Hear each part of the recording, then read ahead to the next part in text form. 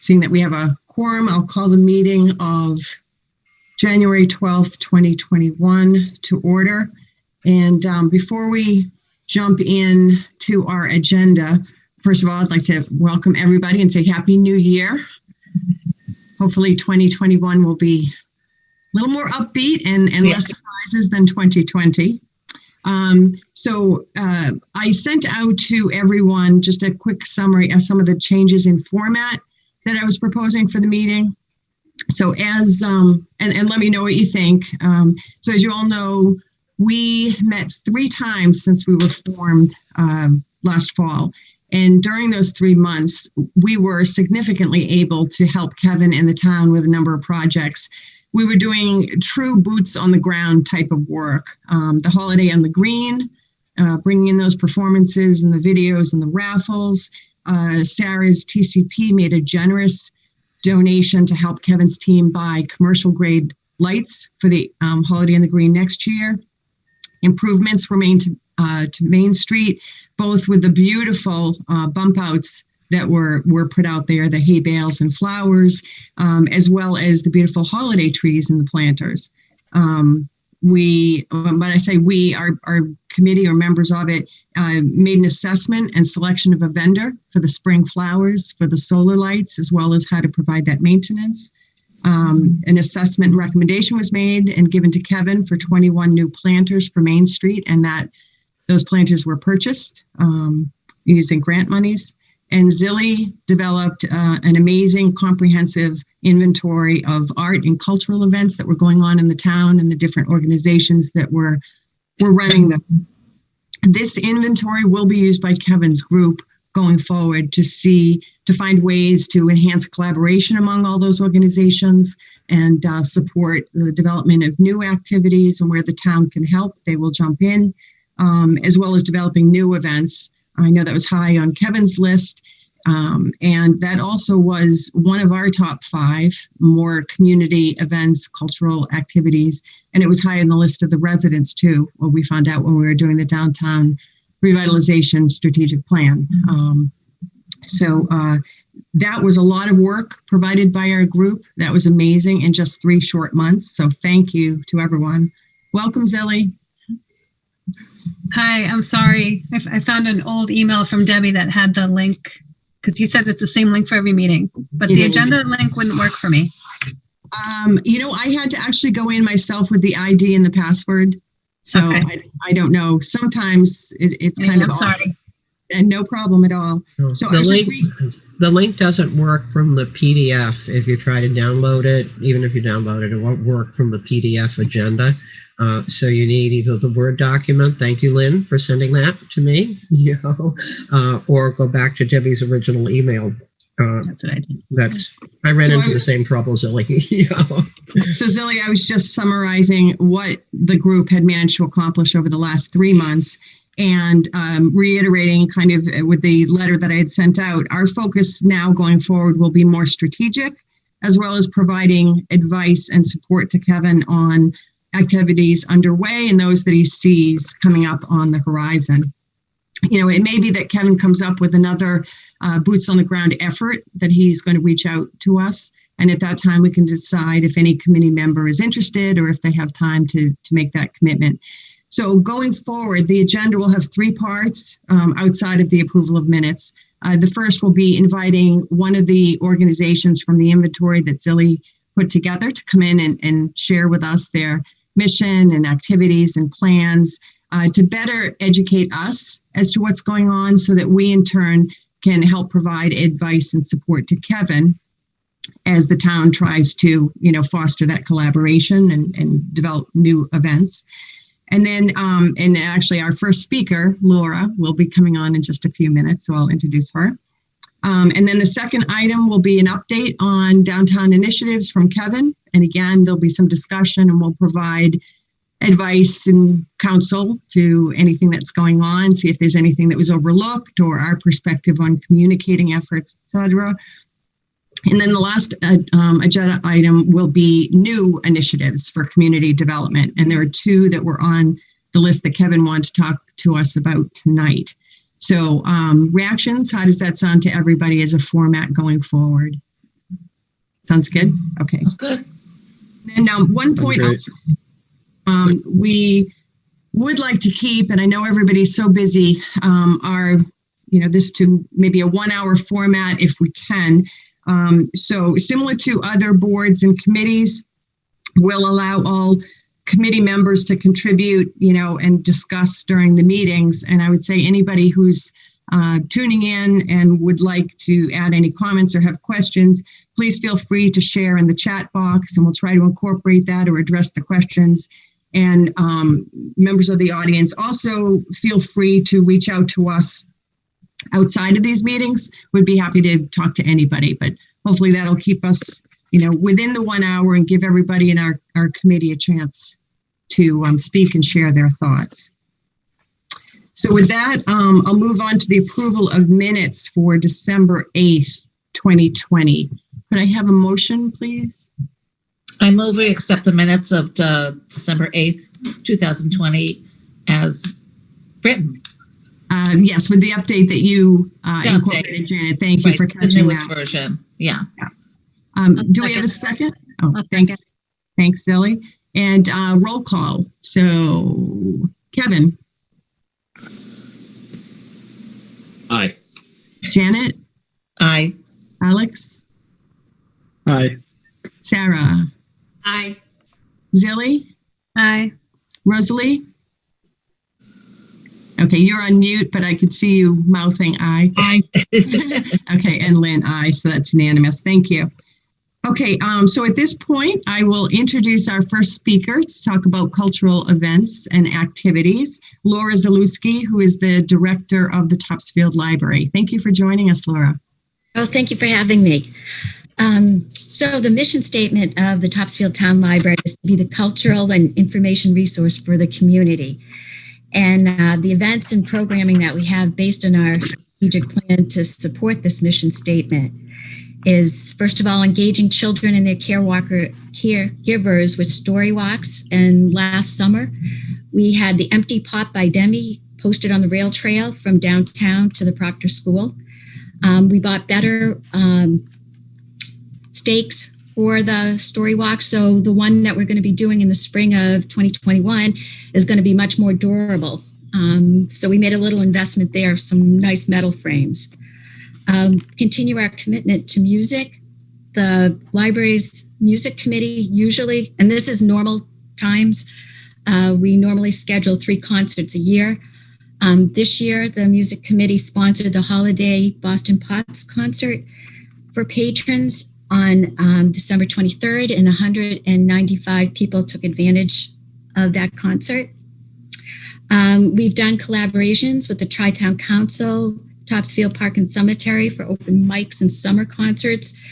The summer concert was scheduled, but never happened, unfortunately.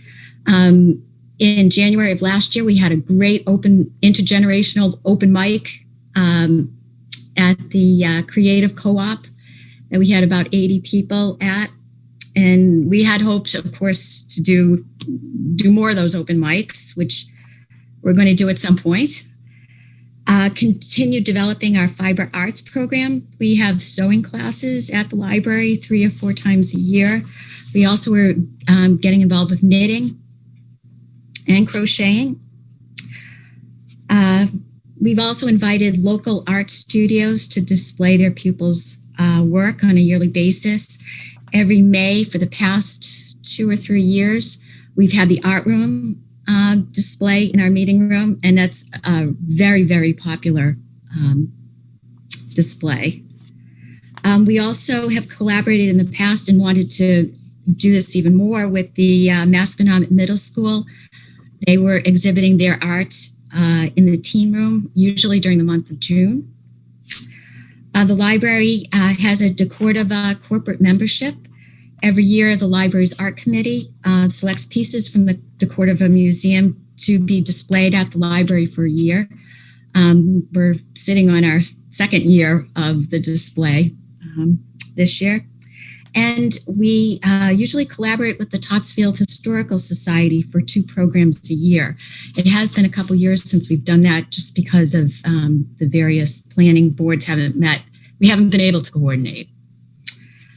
Our scheduled programming that's coming up on February 4th at 7 o'clock on Zoom, local artist Meg Black is going to deliver a talk on the story behind the Walker Hancock sculptures at the Trinity Church.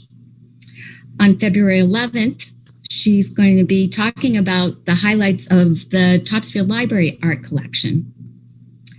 On March 4th, we're switching to Bizarre Birds of the World with Steve Hale. We had him earlier in October, and that was backyard birding, and that was very popular. And on April 8th, we're doing spring cleaning, the feng shui approach. In the spring, we're going to have a story walk around the library. And of course, we have our story times delivered via Facebook Live that's ongoing. So that's kind of what our strategic plan is, what we'd like to do, and some of the events that we are doing right now, kind of in this constrained environment. So, Laura, how do you spring clean feng shui way? That's what we're going to learn April 8th. Is that like a peaceful, restful way, or gives you good luck, or? I have no idea. You have to sign up, Lynn. She's not going to give it away. Exactly. That's true. That's true. Oh my God. Well, there's so many things on here, Laura. Very exciting. I don't know. Do we have all these in the inventory, Zilly? Is there anything new here that popped up? Well, I don't have things specifically in the inventory, other than the art display. I think that's in there. And just that the fact that there's ongoing programs. I think one would be the holiday walk, the gingerbread houses. I mean, I'm sure you're doing more library and not friends of the library. Right. But the friends is also such an active group that I think, Zilly, that's in your schedule. To pull it up. Okay. So, I mean, now that we're on library, but that's kind of a part of it as well. The holiday walk, the gingerbread houses, the library reading does kickoff. Does kind of act as kind of an anchor for like the holiday on the green and for like the Strawberry Festival, because we have the book sale and we have that's a friends activity, and they are also over at the Strawberry Festival. Right. Mm-hmm. And the art room has been doing that more than 3 or 4 years, I will tell you, based on the age of my eldest daughter. So, Kevin, did you have a comment? I just want to say too, one of the things, it's been a while now. There's been a lot of things that have popped over here, but early on, Laura and I talked about trying to do some external 3-dimensional art, potentially on the grounds of the library, and possibly leverage the Gould Fund to help fund that project. We actually met with Montserrat College of Art, Joe Broderick, who's in the president's office, came to Topsfield, took a look at what we were talking about, gave us some suggestions, direction, and then COVID hit. So we've been obviously prioritizing some of the capacity we have, but in the hopefully short term, but certainly in a long-term plan, love to get back to the creative table with you on that, Laura, and see if there's opportunity to try to kick something off, maybe this year even, just because I think that 3-dimensional at 97, where there's so much vehicle traffic, could really capture people's imaginations and be something interesting to kind of showcase for the town. So something to think about, something that we've talked about, and for what it's worth, Gould Fund, the commissioners, I broached it with them, and they seem to be very supportive of that concept as well. So we might have a funding mechanism if we were going to bring someone on to help support that effort as well. So just one more thing that we could potentially do on the art front, collaborating with the library. Are there any other opportunities, Laura, that you have thought about, like with other organizations, ways to collaborate or support or help that you need to further your program? Well, we're collaborating with the Tri-Town Council, the Council on Aging. We do the intergenerational programs, which I'm sure Kathleen is going to be interested in continuing. Working with the Historical Society. If you can suggest any more partners, I'd be happy to reach out. I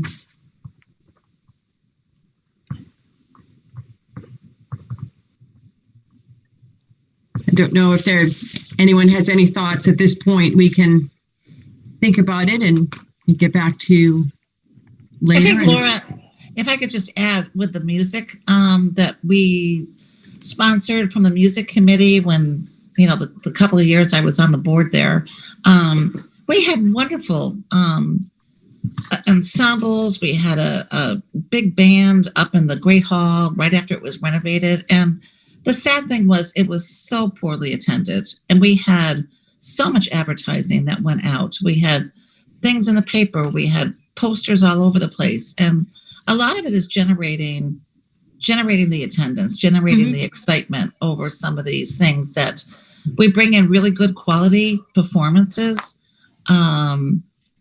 We had like I said, the Great Hall. I went to one at the Congregational Church, which was like a, what do they call it? Not a mini opera, but they were wonderful performances.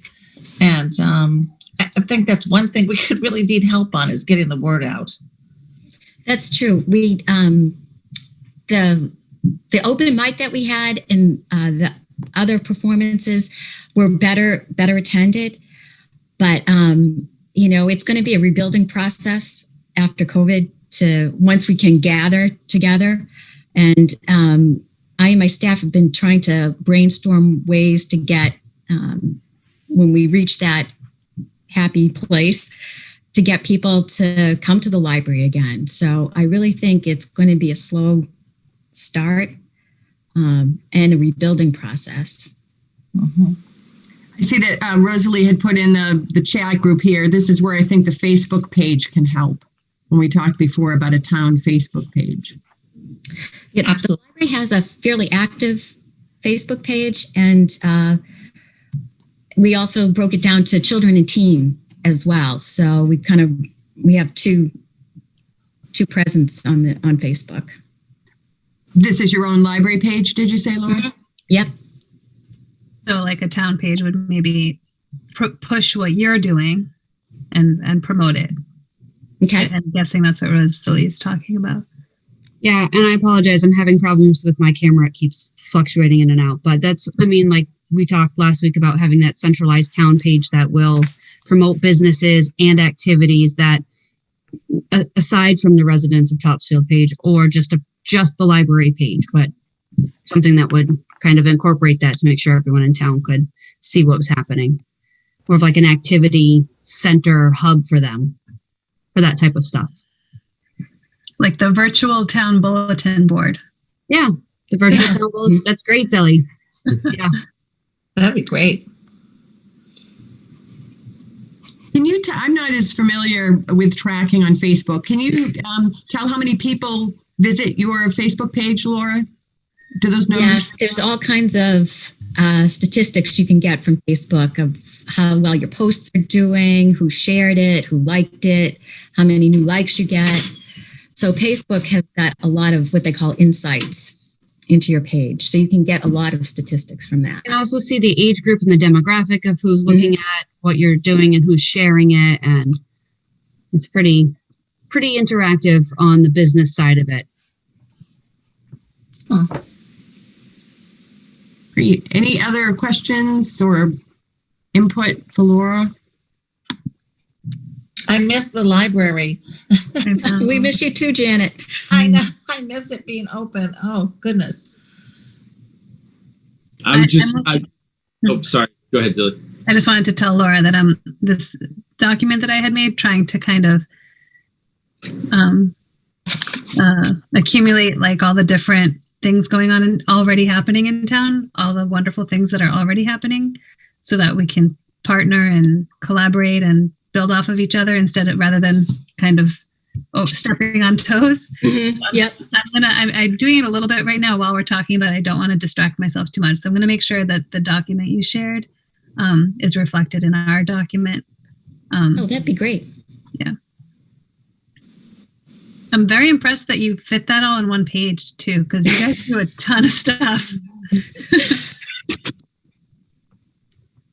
you so much, Laura, for coming in and sharing all that with us. And if we make some headway, or Kevin, we get to talk about that Facebook page and how to move forward with that. There's a lot of work being done on the website. Maybe they could be done, leveraging one off the other to get that jump start. We'll be in touch, Laura. And if I could just say, Laura, thank you for jumping on tonight. Thank you for being such a great partner on so many fronts from the library, but also with the economic development and spending the time with me that you have in discussing some of the opportunities that present themselves with partnerships with you. So thank you.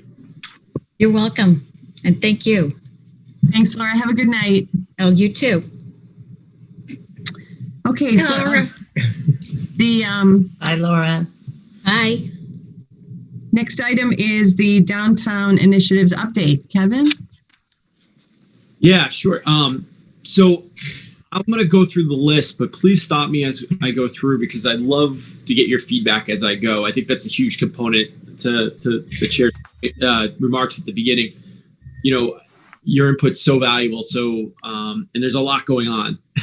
So if there's things that we can do differently or better or consider, make sure you let me know. So just off the top, we submitted our budget on Thursday of last week to the FinCom and to the Select Board formally. In that budget is a placeholder for above guideline asking for economic development planner. That was something that we discussed last year during the budget process, but due to financial constraints, we were not able to put that into the budget last year. But that's something we have tentatively penciled in at this point. It'll go through the process and we'll see where it ends up landing. But if we get there, it's going to have a lot of opportunities to the things that we're working on to make sure things aren't getting bottlenecked by me, actually, and be able to partner and really take it to the next level when it comes to collaboration with the businesses and people like Laura to try to keep the downtown vitalization effort moving forward. The next big thing, and it's COVID, it's vaccinations. And I'm bringing this up because there's a direct impact to our business community as a result of that. So I wanted to give everybody an update on where that stands. So Monday, we began our vaccination process of first responders. We did 230 first responders in Topsfield, Boxford, Middleton, Hamilton, and Wenham. And we did 70 more today. The sheriff's office contacted us yesterday and said, can we get vaccinated as well? So we're actually going to do an additional vaccination at the Topsfield Fair on Saturday for 250 of the sheriff's office. So we're right now a small node of a regional effort on the first responders. And what we've been having for the last few weeks is conversations with the state about potentially being a mega site. What does that mean? That means that basically from maybe a little bit above Boston north, so call it Lynn, all the way up to Salisbury and out west, we might be the location where people come to get vaccinated. They're still under negotiations on the use of the Topsfield Fair site, but it's so well positioned in the sense of Route 1, Route 95, Route 97. It's the center of the Northeast region. And the fairgrounds give so much flexibility to provide vaccinations.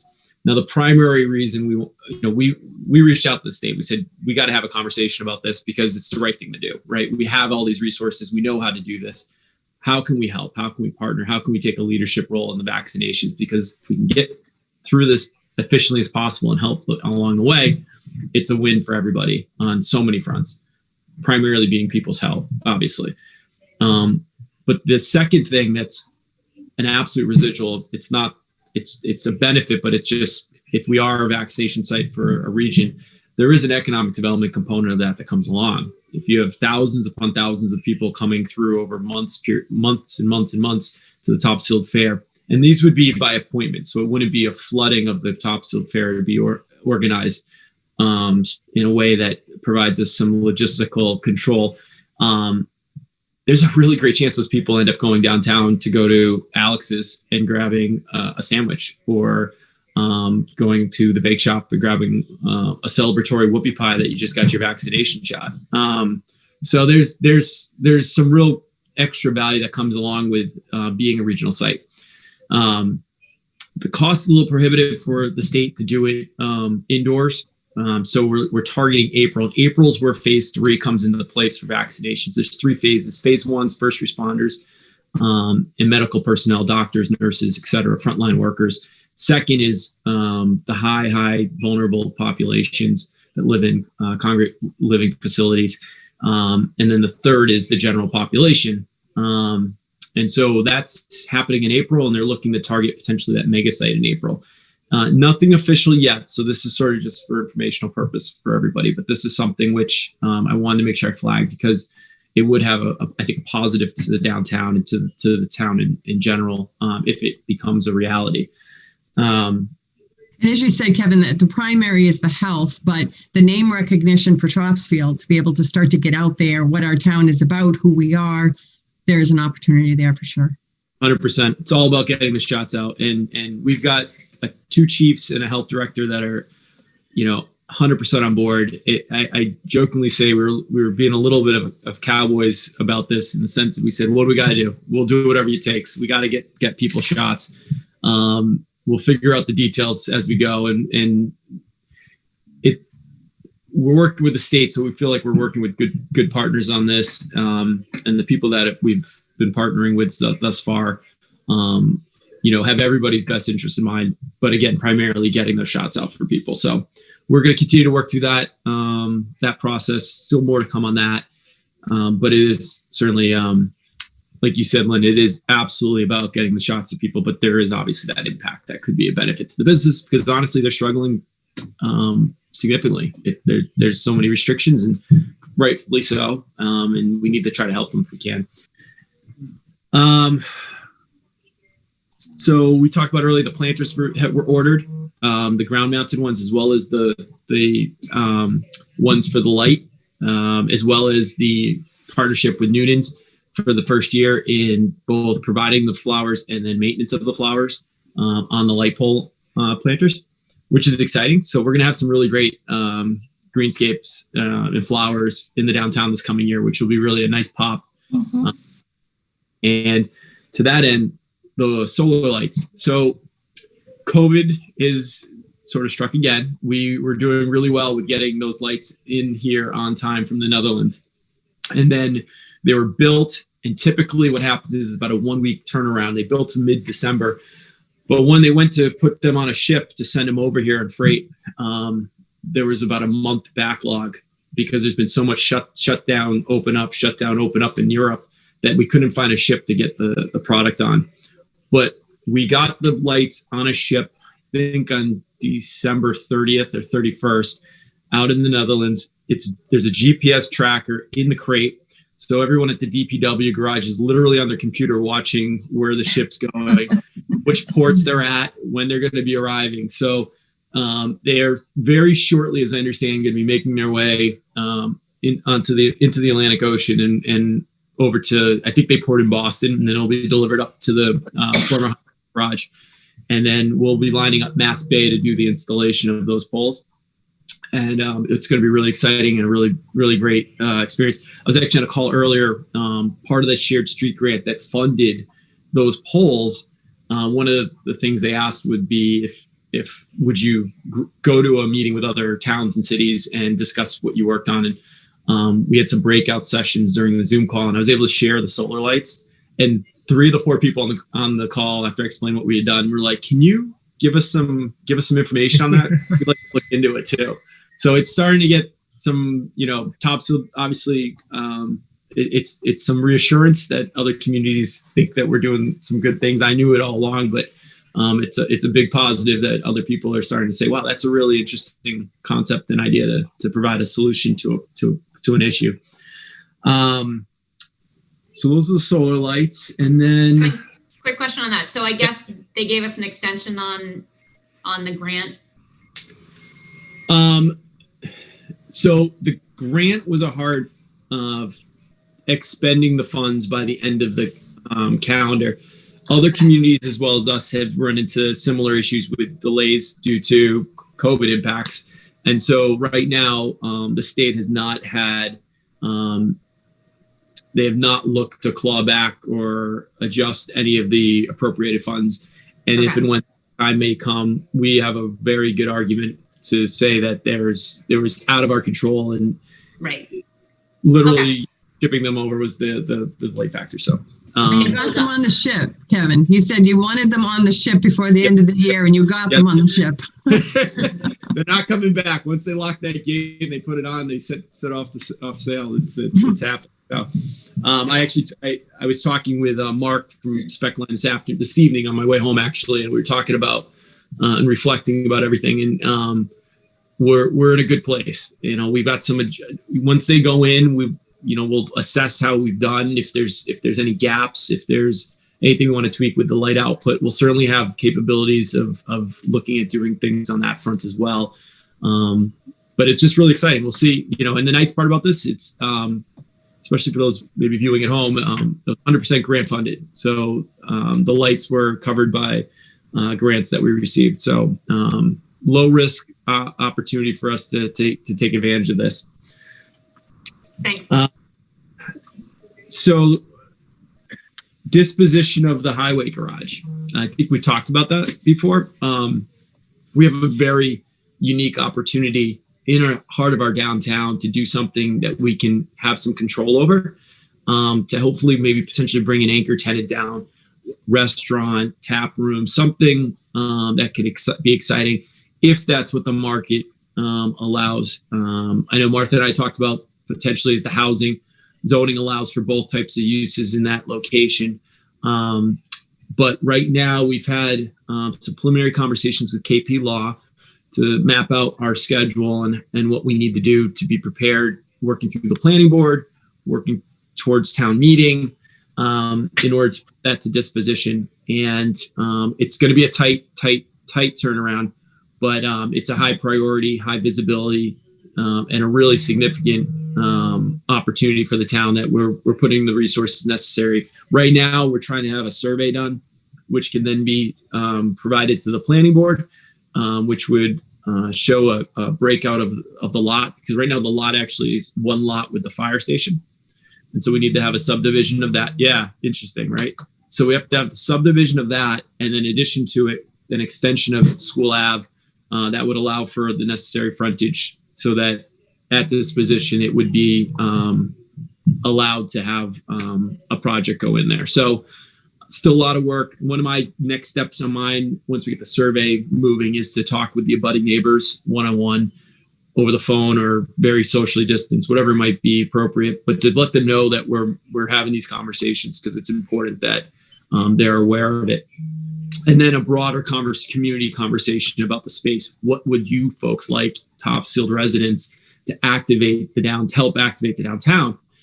That can then help inform any kind of specifics that we want to put into an RFP when we go to disposition of that property.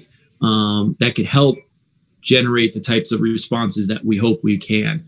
I've received a late in the afternoon email from our Concom agent, Heidi, who's been doing a little due diligence for me regarding setbacks from the brook there. And we're just working through. There's a lot of nuance to it. There's a lot of specifics that we have to understand to go in eyes wide open. But again, it's right now, I've said this to you all before, there's only going up from that we can only go upward in that property by doing something there. It's not generating any revenue for the town through taxes. It's not, there's potential for liability with people going to that facility, et cetera. So it's a really great, impactful item for the downtown. Any thoughts on that? Yeah, sure, Martha. There actually are 3 properties that would be involved. One already exists, the Box Top, but there's another undeveloped lot back there that's privately owned, and the owner has expressed interest in having his property brought into the business village along with the other 2.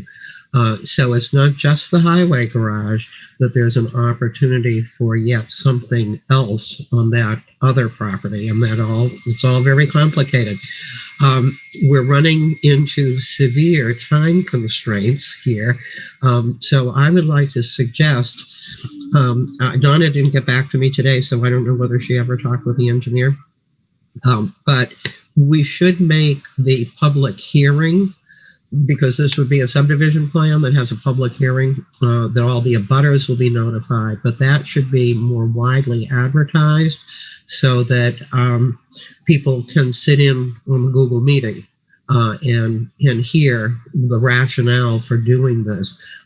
We normally would have a big public hearing in someplace, town hall, great hall, something, and we'd have dozens of people showing up, if not 90 to 100 showing up whenever something like this is proposed. We can't do that physically, so I think it would be a great idea if we can figure out how to do it with Zoom. To be able to get lots of people online with their questions. The last thing we want is for people to say that they didn't hear anything about this. So we'll I think a couple of things. One, we'll get it up on our website information beyond just the typical posting. We'll have it under a news section or something like that. And two, I've already sort of given a heads up to Wendell Waters that something is in the pipeline. And so get something on the transcript, which could hopefully then be shared maybe on the Facebook page, whatever it might be. Right, right. I think broad dissemination of information, because it's not just going to be the abutters. There will be people in and about and around, for a mile all around this area who are going to be interested and who are going to want to know what's going on. At least that's been our experience, that we have to reach out far beyond the 300-foot abutter requirement. So if we're to have any success with this at town meeting, we really need to do a lot of good, positive public information so that people know why we're trying to do this. Yeah, it's my mind, there's 3 steps to it. It's one, the immediate butters, talking with them before we send any notices out, and that has to happen probably this week, if not next. And then 2, it's the meeting that you'll have, the public meeting, and then there's the informational session, a broad conversation around the property, where less the formalities of the planning component of it, but just a general conversation about, like I said earlier, what do you want? What are some ideas and concepts the town would like to see there, so we can be informed as we move forward on it? But yeah, no, the communication on this is absolutely critical, as it requires a town vote, obviously. But either way, it's such an important property in our downtown. It only makes sense to have the community, for those who are interested, to participate as much as possible. Right. Well, I think the more people we can get to join in at that meeting, the better.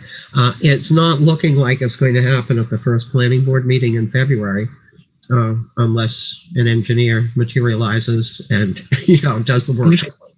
I'm curious what the rush is, though. What exactly is the time crunch here? Like, I know this is a great idea, but if we're going to do this, let's do it right. Let's take time to talk to the town. So I'm just curious, what is the time constraints, and what's the timeline, and what are the kind of steps? Well, the timeline is that the first thing that really needs to happen in order to make those properties usable in the business village is that they have to be rezoned, that they have to join the business village. Well, that means a town meeting vote. And it's a very simple warrant article that these 3 lots get added to the business village.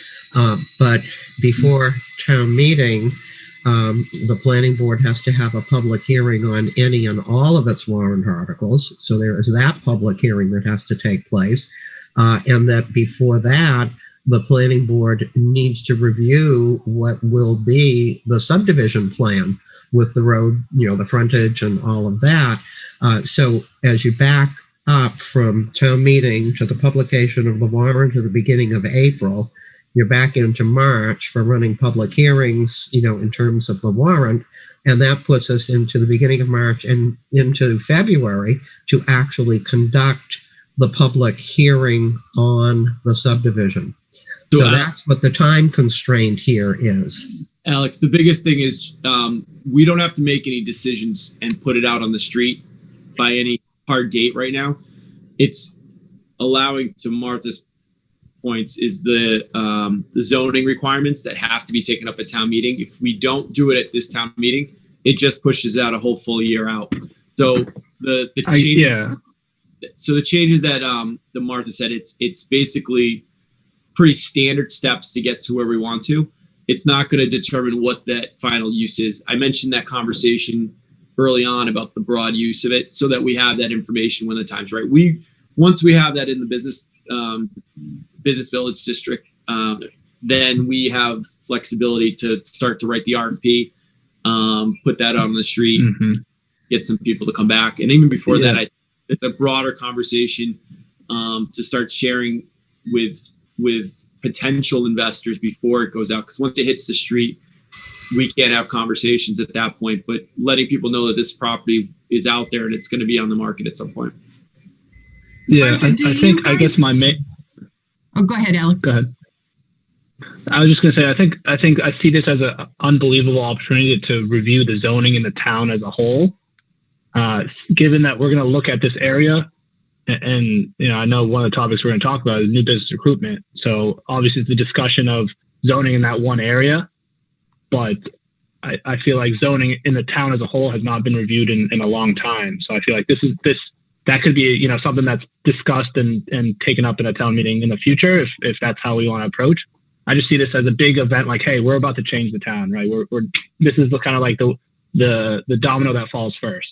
And then you kind of, all right, what can we do to change the zoning in the downtown area to bring in developers who want to not change things significantly, but allow more businesses, more restaurants to come in, make it more profitable for these developers to, make the downtown area stronger for businesses to come in. And that starts also with, increasing the housing apartments in downtown. So that's part of zoning as well.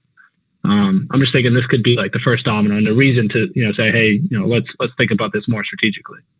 Yeah, I think the biggest thing is there's so much process. As you know, Alex, I used to be in the private sector and the real estate side too. And you can move pretty nimbly when you have rights to a property, dispositions or rental, whatever it is. From a town side, anytime you're looking to do something different with a town-owned asset, there's a lot more process associated with it.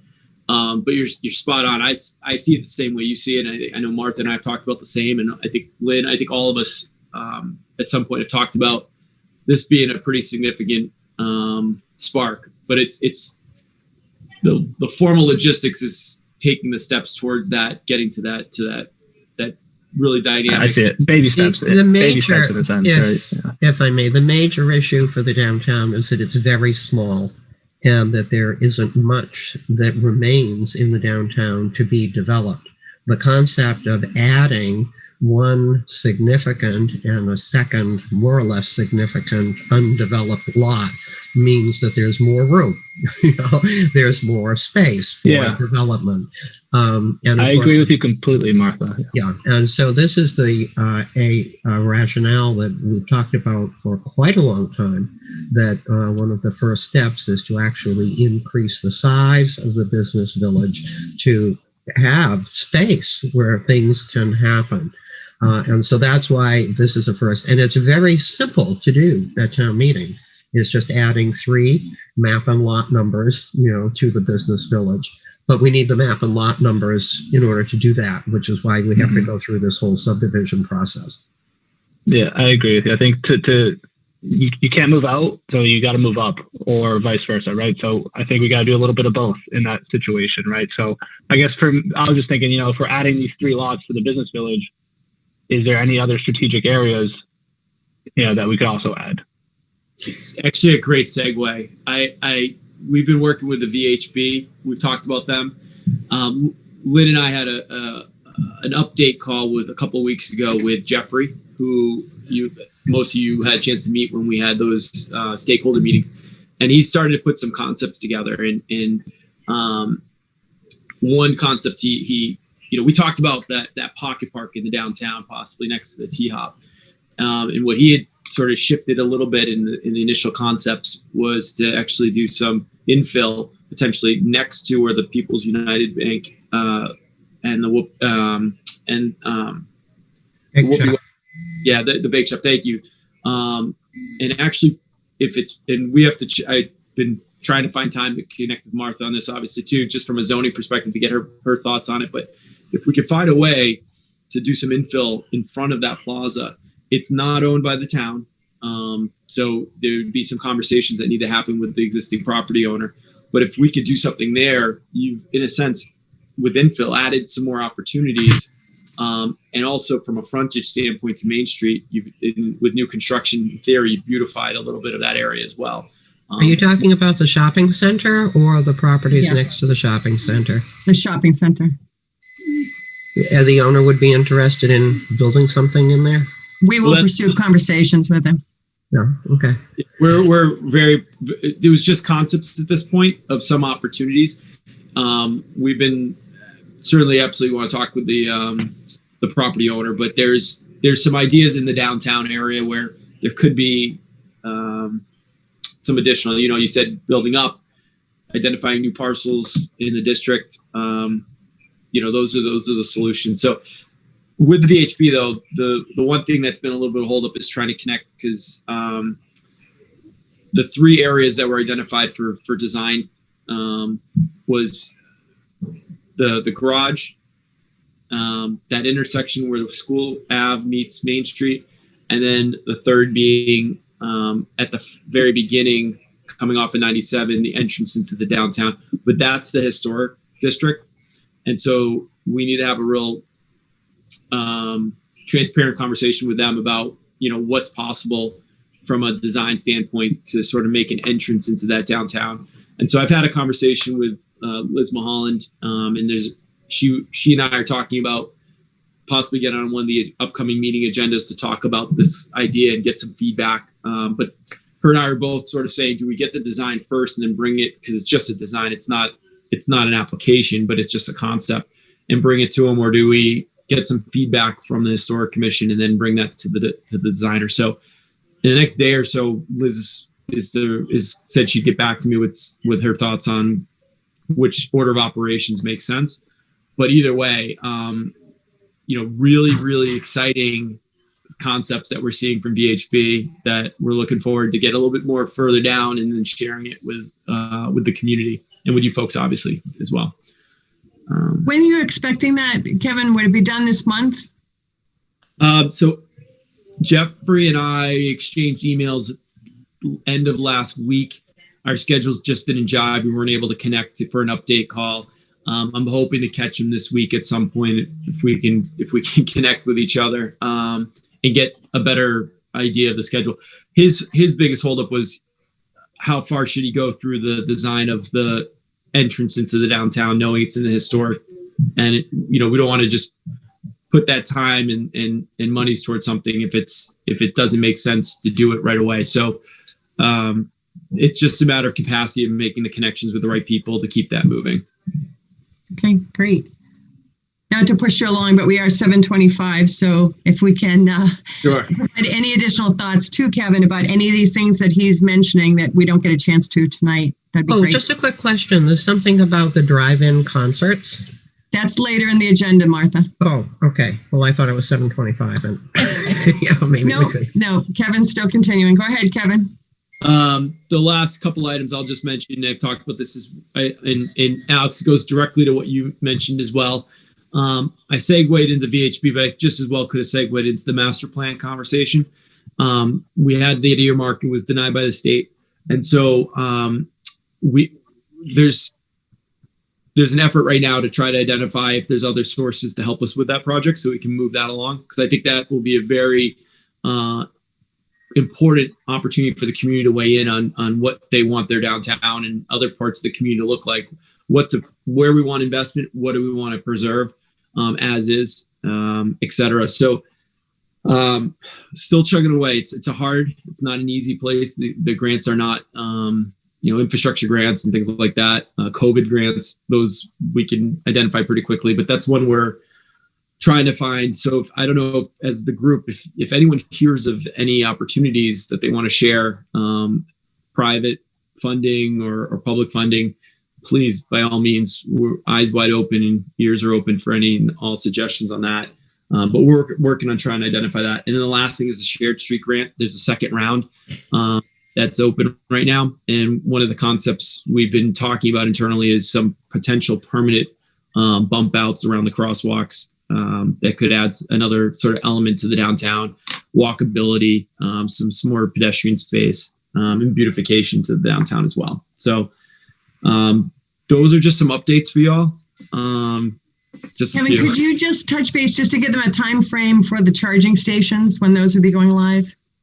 Yes. So we have to basically onboard with the equipment with the company ChargePoint. And I know Donna Rich, I charged her with, no pun intended. I asked her to try to connect and get some information on what that looks like. And then I once she's had a preliminary conversation, and we're going to have a second conversation to firm up some of those details. I know that one of our select board members, before we make any final decisions, asked that we come back to give a final rundown of what that's going to look like to the whole select board. So as soon as I have that information, I'll put it on one of the agendas, provide it to you folks, and then move forward with it thereafter. It might be What did you say? It might be a couple more weeks based on that final step of coming back to the select board, but. Okay. Thanks, Kevin. So if that's all for the updates, I'm thinking time-wise, maybe if we just focus on the drive-in concerts tonight and pick up the discussion on new business recruitment, which is significant for the next meeting. I don't know how everyone feels about that, since we're just about hitting 7:30 now. Okay. Drive-in concerts, Kevin. So when I was in my post in Beverly, worked closely with the executive director and the ownership team at the Cabot Theater. The new group that owns it now purchased it in 2014, 15. And they've done great work. They've hit it out of the park, bringing great shows to the downtown. People regionally out of state are coming downtown Beverly to go to some really great shows and some great acts. Built up a really great relationship with the executive director, and he reached out to me right around Thanksgiving and indicated that there was some conversations and happening around the concept of bringing in sort of an offshoot, still under the umbrella of the Cabot, but bringing an outdoor option for concerts, and looking at Topsfield as a potential opportunity to do that. And so we've had a project review team meeting, a preliminary meeting to bring the department heads in to discuss what that might look like. There's the group that the Cabot's partnering with. They are the ones who actually do the booking at the Cabot Theater. They've also expanded to doing drive-in concerts, and it's a drive-in concert because of COVID up in New Hampshire last year. And so they're looking at the opportunity to do something very similar here in Topsfield. So they are going through their processes at the moment. They've submitted an application to the Zoning Board of Appeals because the use is outside of the allowed use for the fairgrounds. But I think that's coming in the next week or so at their next meeting. And the commitment that I've had is from the group, the Cabot group, is, they're interested in it. They want to pursue it, but they're very aware that this needs to be something that's good for the community of Topsfield as well. And so I told them we'll walk down that path as far as it takes us. And if it doesn't work out, it doesn't work out. But if it does, it can be a great thing too for the town of Topsfield, especially from an economic development standpoint. Again, more opportunities for people from a regional standpoint throughout the year to come to Topsfield, not just in October, which could have a residual impact to our businesses in town.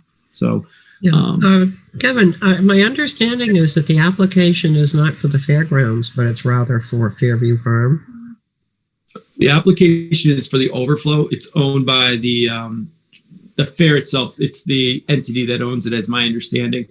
It's the overflow lot when you're coming up Route 1 from Danvers, the first one on your right. My understanding is that this is a request to make, I think it's 97 Boston Street, which is the overflow. It's called Fairview Farm, into the facility where this would take place. And there's nothing published yet on the website about this, and I haven't seen the application. It's a zoning board matter, and they'll be before the zoning board this month, I believe, with this. So it sounds, I don't know whether it's actually at the fairgrounds or whether it's at the farm, the so-called Fairview Farm, which is. And I apologize if I don't know if we're saying the same thing or not. It's off of Route 1, not off 97, is what the proposal that they brought to us was. Right. Well, that's on Route 1. It's still on Route 1, the Fairview Farm. Okay. And it's south of the fairgrounds. It's a great big open field. That's where it's the overflow parking. To the Switzerland of Topsfield. What's that, Sarah? The Switzerland part of Topsfield. Right. The Switzerland. It's right at the top of the hill. Yeah. Well, it's interesting. We'll see what the ZBA has to say about this. Kevin, how many cars are they talking about? What is the size of these concerts? So what they're looking at is a late spring, early summer start through or until around early September as their cutoff. And what they would look at is about 300 vehicles per show. They block off Thursday, Friday, Saturday, Sunday for blocks for acts, and they do two acts, as I understand it, a weekend. But sometimes from a booking standpoint, it's difficult to say every Friday or every Saturday. So they expand that out to a couple other days just based on people's the different act schedules. It doesn't mean 4 shows; it's usually 2 a week. But that's typically what they're looking at, and they're currently not looking for any liquor licensing or anything like that. They can make the business case for this without the concessions, which is, I think, a good thing, especially in a concert, especially as we're starting. Yeah, would this fall on our Board of Health to make sure that the people at the concert are following whatever guidelines exist at the time? 100%. So we had a project review team. So we had fire, police, Concom, health, building inspector, myself. I'm sure I'm missing somebody. Donna was there. And basically they explain what their project is, and we kind of give them thoughts in a sort of an informal session of, that's a good direction, that's a bad direction, these are the things you need to consider, from a safety standpoint, things of that nature. So Board of Health was there, and what we explained to them was it's ever evolving what the restrictions are when it comes to gatherings. They're anticipating it's going to be a drive-in, just like the drive-in movie theater. People drive in, they either sit in the front of their car and watch the concert, or they would back in and pop the back and sit in the back and watch the concert. That's the model they're proposing at this time. But it would all be within Board of Health restrictions based on COVID or other that they might have in place. And we were very straightforward and upfront with that you can plan for what you're planning for, but you might have to adjust if things get worse or if there's the governor's orders change. Okay. Kevin, the drive-in was at 350 cars. What was the question? So I think it was 300 plus. I think 325. I think was it 350, Lynn? That your recollection, is that what you had? I'm remembering 350, but I don't know if that's exactly it. I know it was greater than 300. It was 300 or greater. Okay. And I'm sure that the zoning board will probably ask those questions and have some thoughts on that as well. Just for comparison, how many cars attend the drive-in movies? And would the drive-in movies still be going on at the fairground at the same time? Great question. So 225 was typically the number we'd see at the movie theaters, at the movie, with the potential of a vaccination site. The logistics around doing a movie theater might be compromised. However, the time of day when those two activities would be happening would be alternating. Movies are at night, vaccinations during the day. So they might be able to do both, depending. There's a lot of things happening right now, I guess you could say, at the fairgrounds and organizing and coordinating. Get your vaccine and see a movie that night. Yeah, movie, exactly. And they could also do it on the days. This is Thursday through Sunday, so you still have Monday, Tuesday, Wednesday that are open, that if Jamie wanted to try to do both, right, it's a possibility. I don't know if logistic or financially, that makes sense for him to put the screen up again for only 3 nights a week, but I'm sure he can think that through. Were there any problems with the movies this summer? It Traffic, was people? I received zero complaints in the town administrator's office, and I'm unaware of any departments, and I've asked who received any as well. It's what we were told. There was some community, like Kowloon's, for example. I think they did it out there in Saugus for some period of time, and secondhand information, but I heard it was run much differently than the Topsfield version. Topsfield was done at a much in line with expectations and guidelines, relatively speaking. So a lot of gratitude for everybody involved, town, the fair, the people organizing the movies, for making sure that happened. Because we're doing something different during a pandemic. We got to do it right. Chief Hovey had actually attended one of the select board meetings, and he gave a readout on the drive-in movie, and it went just great. He didn't have any problems, any complaints with how it was handled, which is great to have that as a model before we even consider doing something like a drive-in concert. The biggest thing we have to understand is the decibels. What's the volume going to be like? Because the drive-in movie, as you all know, was contained to personal vehicles for any type of noise. So that's something that needs to be explored. And when they propose this, they're going to have some really good explanations of what that will look like, to have, I think, the support from the town. I'm not saying it has to be silent, but obviously we need to know what the potential exposure might be for the community and the neighbors up there. Kevin, since Jamie has had concerts at the fairgrounds, as part, of the annual Topsfield Fair, why is this not an approved use that has already occurred on the fairground? Why does it need to go before ZBA? Yeah, so it's ultimately the building inspector's determination if it's used by right or if it needs the zoning board of appeals approval. In this instance, Glenn determined that it was outside of the allowed use. The allowed use for by right. So, I didn't ask Glenn specifically how he landed on that, other than he felt there was some variations to and I correct me if I'm wrong. I know they have some outdoor concerts, but I think is most of the concerts indoor. No, they're all up. If I could say, concerts happen all the time at the fairgrounds, and that the town has had an agreement with the fair for years that if they're going to do a concert at the fairgrounds, then there'll be some discussion to make sure it's not a riot. But this is not at the fairgrounds. This is in a parking lot. And because it's in a parking lot, it has no previous use except for parking. And it's in a residential district. So they're applying, as I understand it, for a special permit for some kind of conference and event facility. And that's why the ZBA has to see it. I mean, this property has been empty land. It's been a farm with cows on it. And then the fair bought it to use it for overflow parking. And so now this is a use that has never happened on this property. So it can't be grandfathered, considered the way the fair buildings would be. I mean, if they wanted to do it at the fairgrounds, it would be a totally different situation.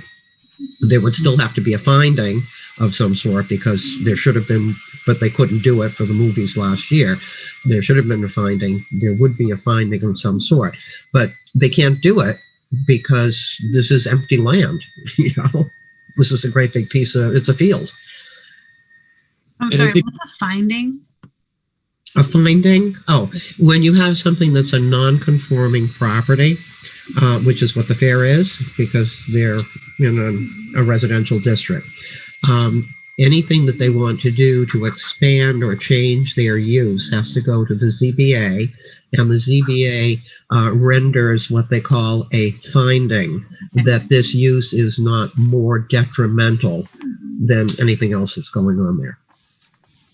Okay. But I say the issue here is that the land is empty land, and so there's nothing ever been there, so they can't go the finding route. And I think to to just emphasize, I think it's important that something like this, that's a change. If there's an opportunity for the community to weigh in, for people who might see it positively or negatively, that there's a platform for them to share their thoughts on it too. So there's and that just is part of the public process when it comes to these meetings anyway. But I think it's an important part of it because it is going to be a little bit of a change. I do want to bring up one point, whether it's this or the vaccination. I think we should ensure that we have the signage to fight the Google Maps urge to just take the roundabout way and not go through downtown and say vaccination site this way and have everyone coming down 97 instead of just going to Route 1. Just really emphasize that to get the exposure as much as possible. Any other thoughts or input to Kevin to consider?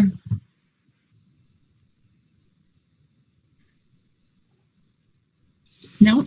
Okay. Anything else you need from us, Kevin, at this point? You guys are the best. Thank you. I appreciate the thank you for listening to all that. There's a lot happening, obviously, and it's really great to have this committee to sort of bounce these off of people and Alex's point about signage, right? That's a great thought. Like those are little details that can make a big difference. So just thank you for listening and contributing. It's great. Thank you. I do have one follow-up, Lynn, if I sure, could Janet. add. I did have a little spiel about signage that I've been looking into, but I'm not going to do that tonight. But Kevin, can I just get in touch with you on my own one-on-one and just impart to you what I've uncovered, and also money. We need to find money. So if the budget is getting really set in stone, I think it'd be good for all of us to know that, because if some of these initiatives require that, i.e. signage, then I'm not sure if there's some pocket of money or some place we could put it in the budget. We could certainly have that conversation, Jen. I think a lot of our budget's pretty, it's pretty lean when it comes to what's in there.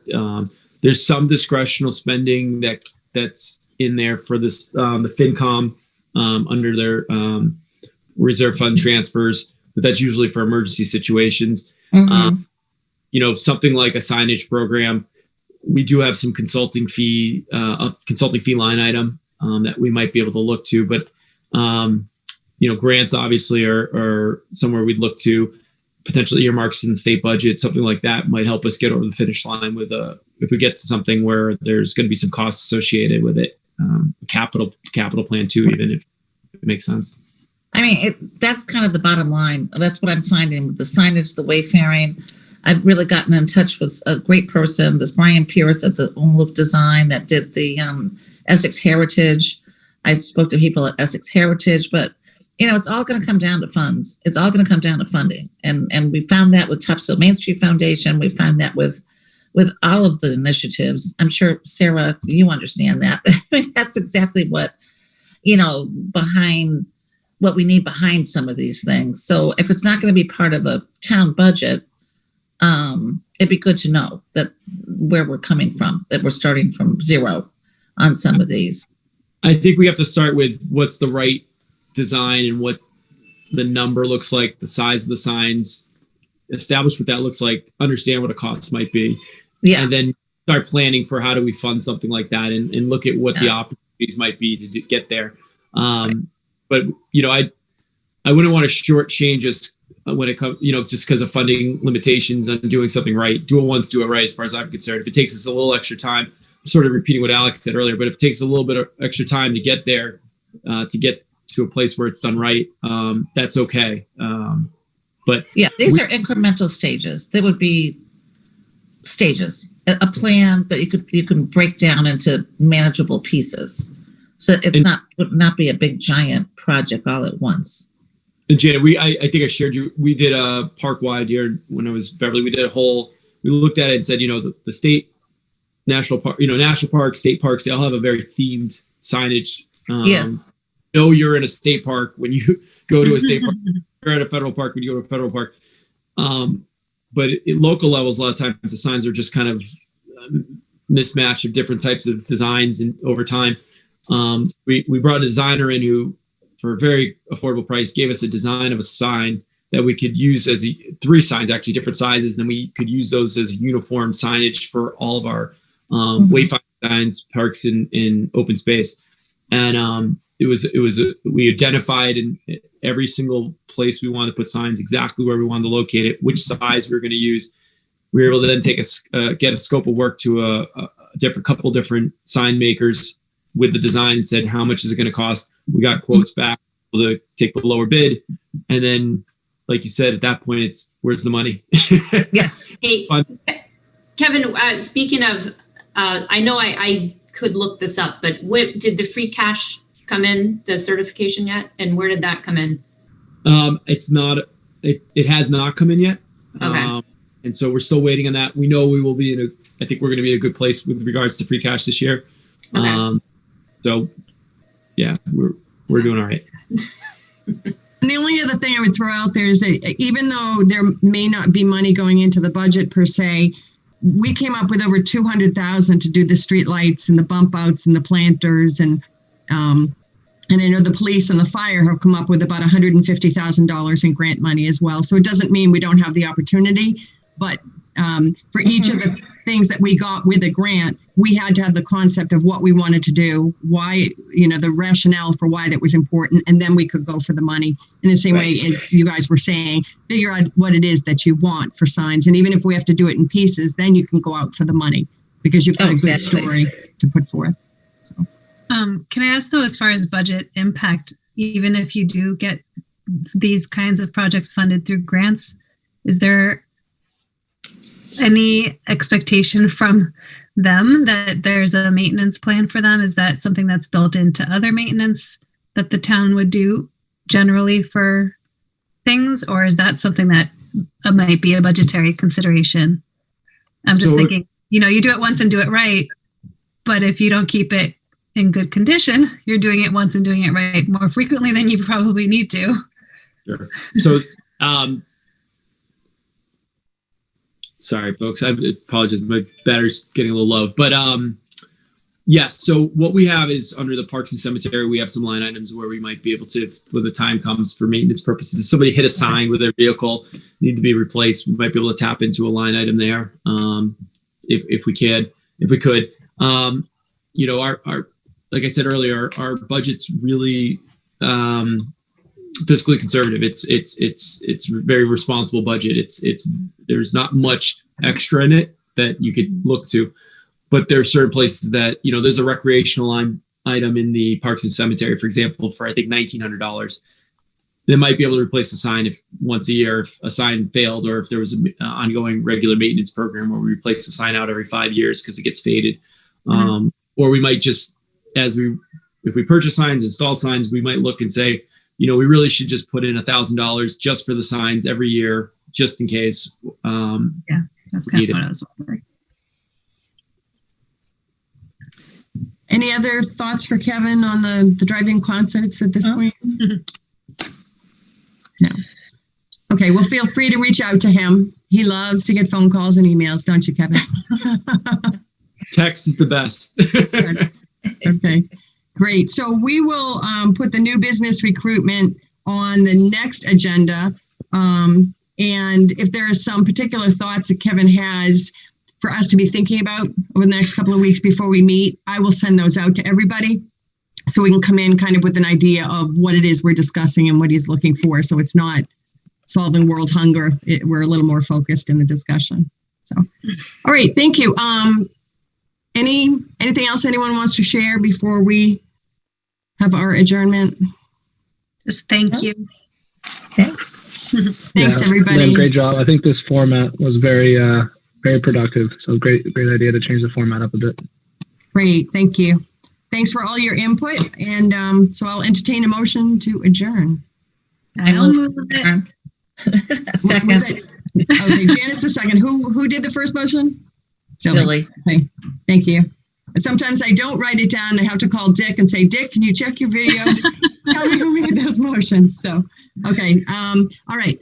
Roll call. Janet. Yes, aye. Alex. Aye. Zilly. Aye. Sarah. Aye.